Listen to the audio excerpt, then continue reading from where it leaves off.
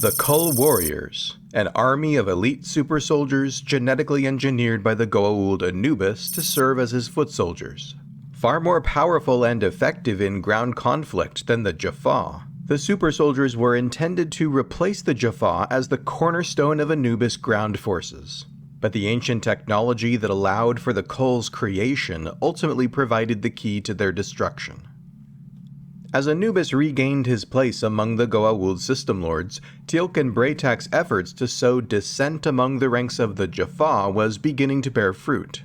The Jaffa resistance movement grew, and warriors once loyal to their gods now posed the threat of subterfuge and sabotage within the armies of the system lords. The Jaffa also proved vulnerable to human weapons, and while great in number, they were no longer the effective fighting force they had been for centuries.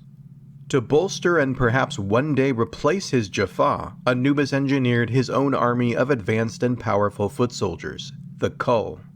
Clad in black armor, at first impression they are seemingly unstoppable, undeterred by volleys of staff weapon and Zat-Nigatel blasts, or by human munitions.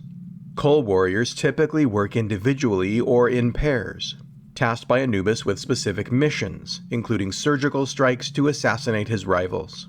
On the planet Tartarus, however, Anubis cultivated an army of thousands of Kull, suggesting he had plans to deploy them on a larger scale during open ground combat, perhaps with the combined armies of the system lords that opposed him, or in a direct attack on Earth. The Kull's advanced armor is highly effective at dissipating shots from energy-based weapons. This armor and a close-knit fabric similar to Kevlar also makes the warrior virtually immune to bullets and other projectile weapons. Even a fine-tipped trinium dart, though able to penetrate the super soldier's defenses, could not deliver enough sedative to disable the Kull. The super soldier is also armed with highly effective weapons, concerned less with terror and intimidation than with quick and efficient kills. A high-powered weapon is mounted to a wrist gauntlet on each arm, capable of rapidly firing blasts of charged plasma at an opposing target, or a fleeing victim. The drones are intelligent and relentless trackers, capable of stalking their prey for days.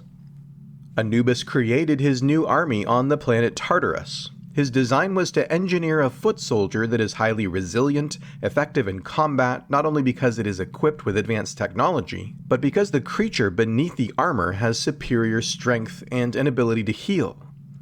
Taking the soldier's free will out of the equation was also important. He settled on a host body implanted with a Goa'uld symbiote.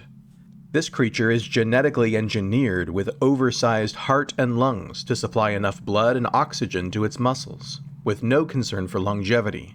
While this makes the KULL warriors to be exceptionally strong and resilient, they therefore have an inordinately short lifespan, and commonly die not in combat but of pulmonary failure and other biological maladies.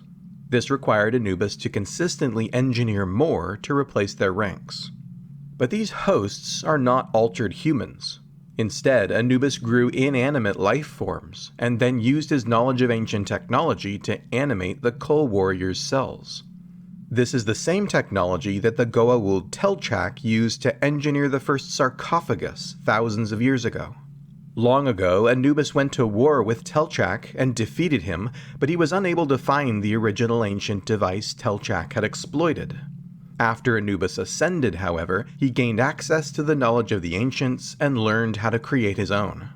The newly animated Kull is then implanted with a Goa'uld symbiote, and both host and symbiote were brainwashed, made easier by the fact that the symbiote itself is a blank slate, birthed by its queen without the genetic memory that makes Goa'uld power-hungry and megalomaniacal. This gives the KULL warrior the resilience and healing benefits of the symbiote, but without ambition to win power for itself. The drones are entirely subservient to their master, and show no ability for independent thought. Earth and its allies first encountered a KULL warrior in the aftermath of a failed meeting between Ramius and Tilgath, two minor Goa'uld who were negotiating an alliance. Anubis sent a single super soldier to eliminate both of them in order to add their forces to his own. When Ramius narrowly escaped with his life, SG-1 laid a trap for the Kull on Ramius' homeworld. The soldier tore through the trap unimpeded, taking out Ramius, captured only when SG-1 transported it into the rear of a cargo ship and vented the atmosphere.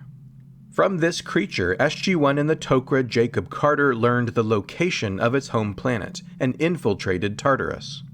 While they could not eliminate the Kull army, they did kill the Goa'uld Queen, who was in league with Anubis, as well as his lead scientist Thoth, at least delaying the creation of more super soldiers.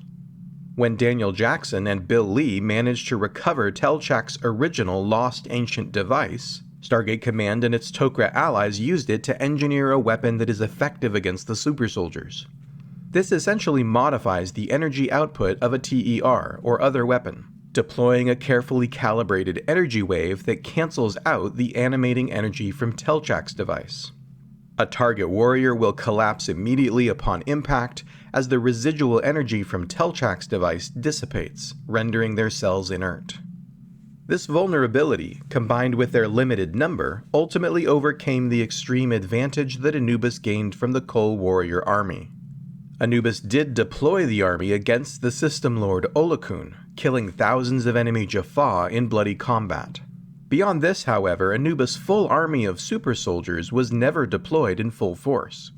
This may be due in part to the fact that the vulnerability in his army was soon exploited, but it is more likely because Anubis targeted Earth, and he and his fleet were taken out by SG-1 before he could deploy any large-scale ground invasion. The surviving super soldiers subsequently appeared in more limited numbers when Baal took control of Anubis' remaining forces. Because Baal lacked Anubis' insight into the Ancients, it is likely that he was unable to successfully engineer any additional KULL warriors. When Anubis was eliminated once and for all, the remaining soldiers were easily defeated, and the twisted science behind the Super Soldier Project was lost forever.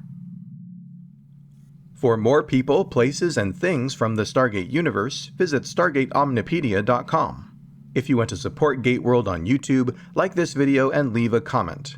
Check out this playlist for more videos from the Stargate Omnipedia.